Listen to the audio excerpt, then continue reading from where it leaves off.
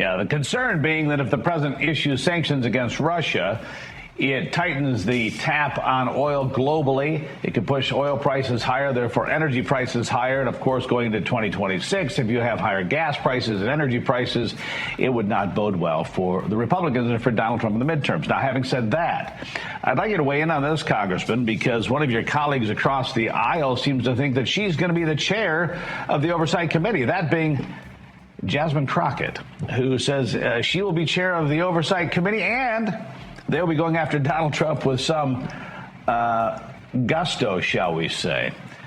Jasmine Crockett, I think, for Republicans is the best thing on a daily basis for the things that she says and the way she conducts herself. But if the Republicans don't do well in the midterms, what if she did have a chairmanship? How frightening is that? Well, extremely frightening. And I think that is the wake-up call, as if Republicans needed a wake-up call.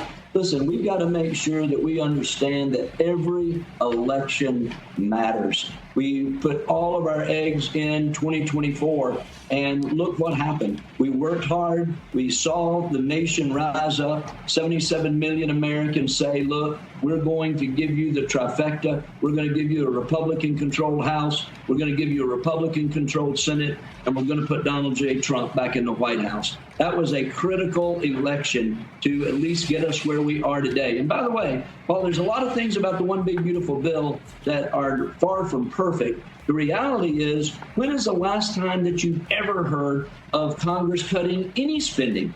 And granted, it's not been what we want it to be so far, but the reality is there are bigger cuts than probably in the last 50 years that we've seen Congress actually bring. So I say that in light of the fact that as we move into the midterms, everybody's got to understand what we are seeing, from AOC being the face of the party to Jasmine Crockett being chairperson of oversight, as she is alluding to.